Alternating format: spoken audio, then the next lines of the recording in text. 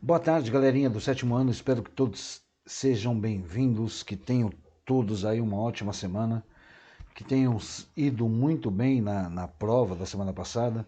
Infelizmente, nós não estamos ao vivo, né? Motivo de força maior aí. O tempo e a internet não está ajudando, mas nada disso impossibilitará aí da gente dar continuidade ao nosso trabalho, né?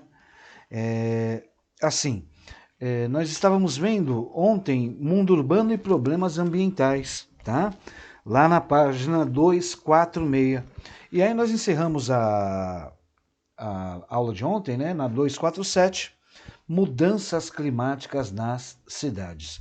Essas mudanças climáticas na cidade, obviamente que elas vão ocorrer com maior incidência nas cidades. Ó, só para quem está chegando agora, página 247. E não esquece também de nos comentários do vídeo, né, colocar o nomezinho lá e o número de chamada para a gente poder computar a presença de vocês, né? Dona Cida tá exigindo isso agora, tá legal? Então não esqueçam de colocar lá no comentáriozinho o nome de vocês e o número de chamada. Então, mudanças climáticas nas cidades. Então, algumas áreas urbanas, não foi somente a paisagem que sofreu mudanças e alterações nas últimas décadas. O clima local também mudou. Houve uma imensa ocupação dessas áreas sem estudo prévio e sem planejamento que levasse em conta as questões ambientais. A impermeabilização dos solos para a construção de casas e prédios, além das ruas e avenidas cobertas por asfalto. A relação das áreas verdes e o lançamento de poluentes na atmosfera são alguns dos fatores que mais agravaram as mudanças climáticas nos últimos tempos. Então, na 247 aí tem um texto bem bacaninha, né? Aliás, é uma música, né? Que caracteriza São Paulo como terra da garoa. Isso há algumas décadas atrás, nós colocávamos a característica principal de São Paulo, que São Paulo era a terra da garoa. O que é a terra da garoa? O que é uma garoa? Então está explicando lá, né, que garoa nada mais é do que uma chuva fraca e contínua. Né? Hoje em dia mudou essa característica. Hoje a chuva não é fraca, né? Hoje a chuva é intensa. E essa característica da intensificação da chuva, ela se deve à mudança dos fatores climáticos, tá legal? Por gentileza, coloquem lá na 248. Tem os exercíciozinhos aí para fazer, o A e o B, mas não faremos agora, né? Faremos posteriormente. Vamos entender agora o que é ilhas de calor. Gente, ó, ilhas de calor é por conta disso que eu coloquei para vocês, tá? Esse quadro aqui, né? Professor, eu estou vendo aí uma redoma, né? Uma redoma cobrindo aí uma cidade. Essa redoma, né, só para explicar para vocês o que é de fato uma ilha de calor. Então, percebam que tem pouca vegetação lá dentro daquela redoma onde estão os prédios ali, tem pouca vegetação. Se tem pouca vegetação, obviamente que vai haver um excesso de pavimentação. Esse excesso de pavimentação, né, de asfalto, vai fazer com que os raios solares eles entrem na superfície, tá? Eles comecem a atingir essa superfície da figura aí, e eles não irão, em virtude dos prédios estarem muito juntos, eles não vão voltar para a superfície de cima. Eles não vão chegar aqui. Eles vão ficar aqui, tá? Eles vão ficar nessa posição por conta do quê? Porque não tem vento quase. Porque esse calor, ele é absorvido pelo asfalto, tá? E quando ele tenta subir, ele não consegue subir, ele não consegue chegar numa atmosfera mais elevada em virtude da quantidade de prédio. Tá? E aí, obviamente, que esse lugar ele vai ser superaquecido. Esse superaquecimento é conhecido como Ilha do Calor. Então, só para vocês terem uma ideia, olha lá. A retirada da vegetação e a impermeabilização do solo com asfalto, concreto e edificações, tudo que tem aí nessa figura, bem como a poluição atmosférica, alteram a dificultação e a circulação do ar, fazendo com que sua temperatura tenda a se elevar devido às alterações no processo de reflexão que produz o calor. Estudando o clima de determinados pontos das cidades, os chamados microclimas urbanos, cientistas notaram que existem áreas mais urbanizadas nas cidades, geralmente no centro, que apresentam temperaturas médias superiores às das áreas vizinhas. A esse fenômeno deu-se o nome de ilha de calor. E aí observe a ilustração a seguir. A ilustração a seguir, ela não muda praticamente da apostila o que nós temos aqui na nossa tela, tá legal? Então, pouquíssimas áreas verdes, como eu mencionei acima, né? Excesso de asfalto, de casa, de carros, deixam as áreas mais quentes. O aquecimento forma uma ilha que cobre essa área, quase não tem brisa marítima, né, que está distante. Isso a gente está falando da cidade, tá, gente? Sem vegetação, a água é menos absorvida pelo ralo e inunda ruas e moradias. Alterações climáticas, aí agora vai falar da cidade de São Paulo, que eu vou pedir para que vocês deem uma lida, né, nessas alterações climáticas. Mas antes de vocês lerem essas alterações climáticas, e depois a poluição atmosférica, eu vou mencionar um pouquinho o que é essas alterações climáticas e por que elas se intensificam com a urbanização. Tá claro isso? Então, assim, ó, eu falei para vocês, né, nessas aulas anteriores, muito de urbanização. Então, coloquei que essa urbanização ela vai se intensificar com a expansão, ela se intensificou com a expansão das atividades industriais. Por quê, professor? Porque lembra que eu falei para vocês que essa expansão da indústria, ela atraiu milhões de pessoas para as cidades? Lembram, né? E esse fenômeno de atração de milhões de pessoas para a cidade provocou mudanças drásticas na natureza, desencadeando o quê? Diversos problemas ambientais, como poluição, como desmatamento, redução da biodiversidade, mudanças climáticas, produção excessiva de lixo, de esgoto, entre outros problemas que não lembro agora. Mas são vários problemas, assim como lá atrás a favela, a falta de moradia, o problema da violência, o problema de emprego, tudo isso é consequência da urbanização, tá legal? Então, a expansão da rede urbana, sem um planejamento, que eu tanto bati na tecla para vocês, ocasiona o quê?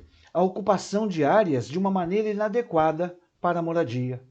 Então as pessoas moram onde geralmente tem encostas de morros, áreas de preservação permanente, moram perto de planícies de inundações, moram próximas a rios, né, com loteamentos feito aí sem nenhuma questão de segurança. Então, o resultado de tudo isso, ele é catastrófico, né? De que maneira? Ele pode causar aí deslizamento de encosta, esse deslizamento de encosta pode destruir casa e pode gerar aí, como gerou há pouco tempo aqui na nossa cidade, né? Uma grande quantidade de vítimas fatais, tá? Por quê? Porque desbarrancou lá, né, e pegou os ônibus dos estudantes. Vocês lembram disso, né? Então, assim, a compactação do solo e o asfaltamento, eles são comuns nas cidades, né? Mas, por outro lado, eles dificultam a infiltração de água, visto que, quando o solo está impermeabilizado, não tem como. Aí ontem a senhorita Isabela falou das bocas de lobo, os bueiros, né, como nós chamamos.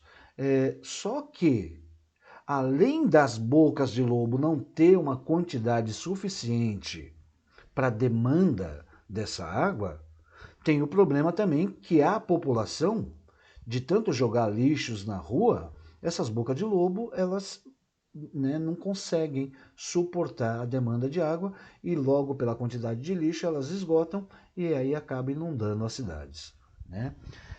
Então, só para resumir, sendo assim, gente, o abastecimento do lençol freático, né? Obviamente ele vai ficar prejudicado. Reduzindo o quê? Reduzindo a quantidade de água subterrânea, né? Porque a quantidade de água subterrânea é extremamente importante. E outro fator que agrava, né, essa medida é o aumento do escoamento superficial. O aumento do escoamento superficial ele pode gerar grandes alagamentos em áreas mais baixas. Não nas áreas altas, mas a mais baixa ela vai sair prejudicada. Tá claro isso? Outro problema ambiental urbano, né, que eu costumo citar é a produção de lixo. O aumento populacional, né, ele causa uma maior produção de lixo, especialmente no atual modelo de produção e consumo que nós vivemos. A coleta, né, destino e tratamento do lixo são questões a serem solucionadas por várias cidades. Por quê? Porque não encontra solução. Em muitos locais, o lixo ele é despejado nos chamados lixões, né? Local sem nenhum tipo de estrutura e nem tratamento assim dos resíduos. As consequências são o quê? Odor, proliferação de doenças, contaminação do solo e contaminação também do lençol freático, né? Pelo chorume. O que é chorume, professor? Nós vimos lá atrás. São aquelas coisas que aqueles restos de líquido, né? De coisas apodrecidas. Aquilo é chorume, né? Então, assim, o déficit nos serviços de saneamento básico, ele vai contribuir para o cenário de degradação ambiental. A quantidade de esgoto doméstico e industrial lançado nos rios, sem o devido tratamento, ela está se tornando maior a cada dia. Ou seja, as pessoas não têm consciência. Esse fenômeno ele reduz, obviamente, a qualidade das águas, das nossas águas, da água que nós consumimos, gerando o quê?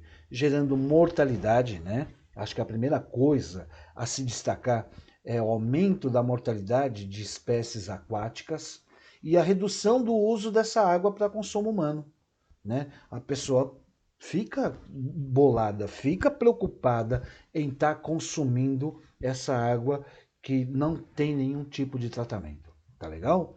Assim, nos grandes centros industrializados, os problemas ambientais, eles são mais alarmantes. Por que mais alarmantes, professor? Porque nesses locais a emissão de gases, né, dos automóveis e das fábricas polui a atmosfera e retém o calor, intensificando aquilo que nós chamamos também de efeito estufa. Com isso, vários transtornos são gerados à população, né? Que tipo de transtorno? Doença respiratória, né? Chuvas ácidas, que a gente vai ver na próxima aula, inversão térmica também, que a gente vai ver na outra aula, ilhas de calor a gente está vendo nessa. Então, a poluição sonora e a visual também geram transtornos para a população. Os ruídos que às vezes, né, aparecem ser ensurdecedores e o excesso de elementos destinados aí à comunicação visual espalhado pelas cidades, como cartazes, banners, placas, outdoor, fios elétricos, pichações, etc., afeta a saúde do habitante. Pode parecer que não, mas afeta a saúde de quem vive nas grandes cidades. Resumindo, diante desse cenário, né, de diferentes problemas ambientais urbanos, é urgente que a gente tenha necessidade de se elaborar e aplicar políticas ambientais de uma maneira eficaz, tá? Além de trabalhar sempre com a conscientização da população. Isso que nós estamos vendo agora, isso deveria estar sendo inserido para vocês lá na segunda série.